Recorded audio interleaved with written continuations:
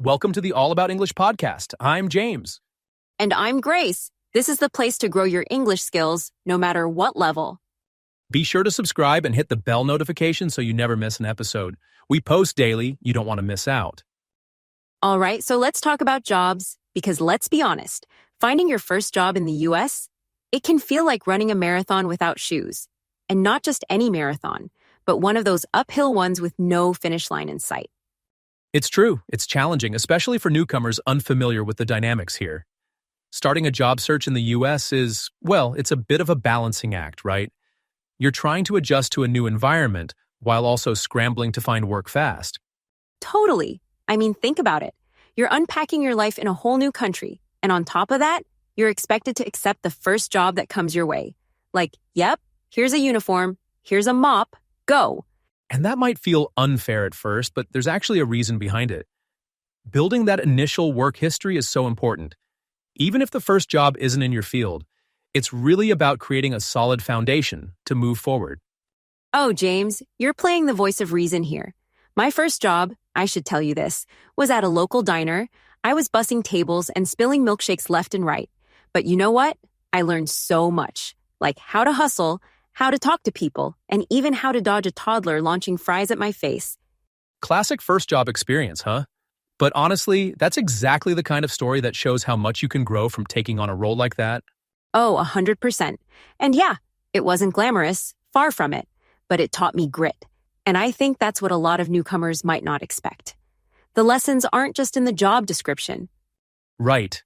Those entry-level jobs teach resilience, adaptability, and even push you towards the next step. The idea isn't to stay there forever, but to use it as a stepping stone. Exactly. It's like, grab that job, work hard for 6 months, and then, boom, that's your golden ticket to the next opportunity. So, speaking of those first jobs, let's dive into something that's just as important, the whole work culture thing here in the US. Because, let's be honest, it's almost like navigating another world, right? Like, what's the rule book? And who wrote it? Yeah, it really is central. I mean, if you want to move up, especially into those higher-paying roles, being fluent in English is pretty much a non-negotiable. And sometimes you're looking at certifications too, depending on your field. Right? And these certifications, they aren't just fancy papers, they're kinda like golden tickets. You show them to employers and suddenly doors start opening. Like, oh, you're certified? Step right in. But there's more to work culture here than just language and training. Take gender equality, for example. Women make up half the workforce, which is in itself significant. And they're working across all levels, leading teams, managing projects.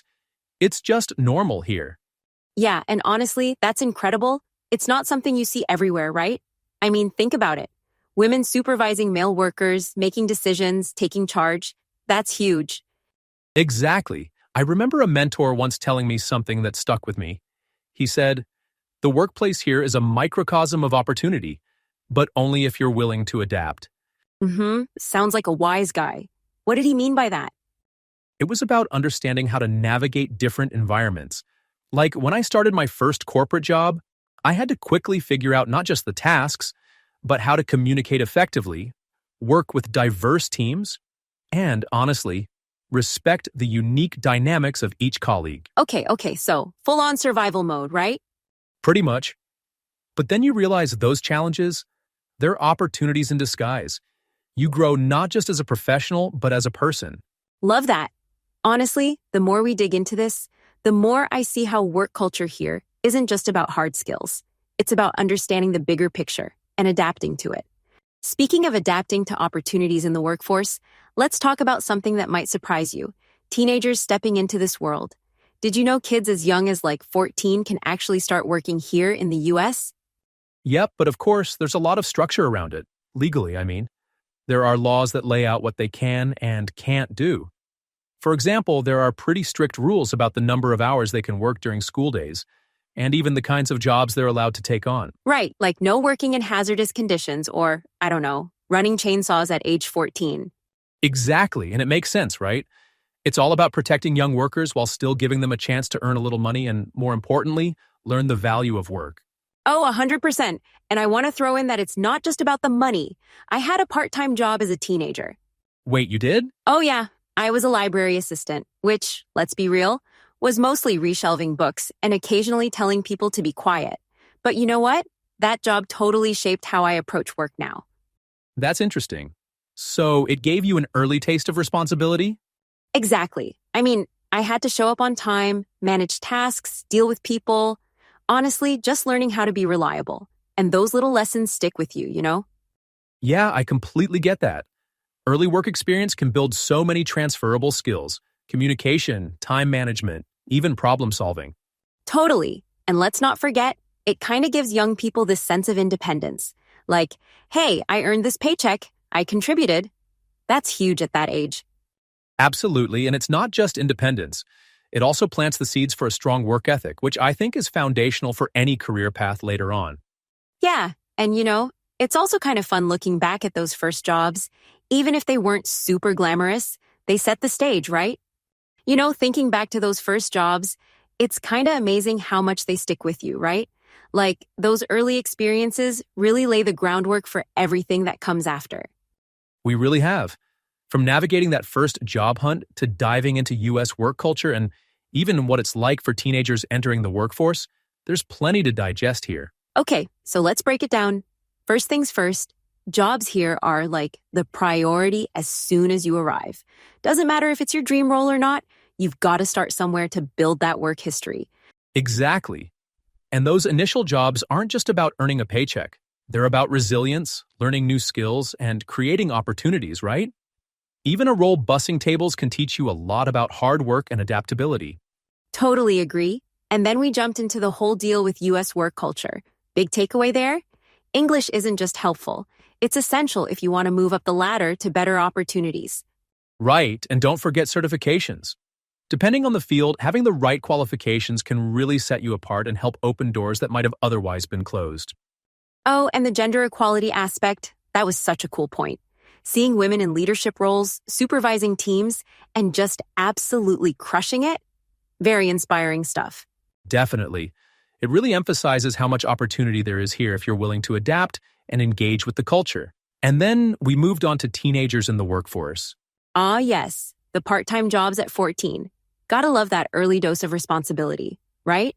Whether it's learning to show up on time or dealing with people, those lessons are invaluable. Absolutely. Those small first experiences at work can teach so many important skills that stick with you for life. Communication, time management, problem solving, you name it.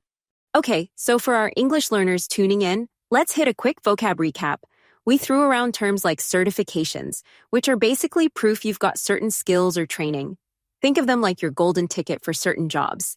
And then there's entry-level jobs. Now, those are beginner roles, often the first step into the workforce. They might not pay much, but they're all about gaining experience. And let's not forget resilience.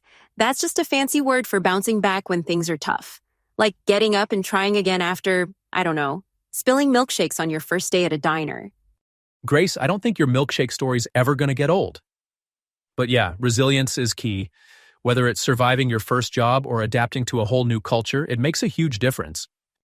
Thinking about how far these conversations can take us, it's just like those first jobs. Each step really counts. So before we sign off, here's the deal. If you liked hanging out with us today, make sure you hit that subscribe button. Seriously, don't miss out. We've got a ton more coming your way.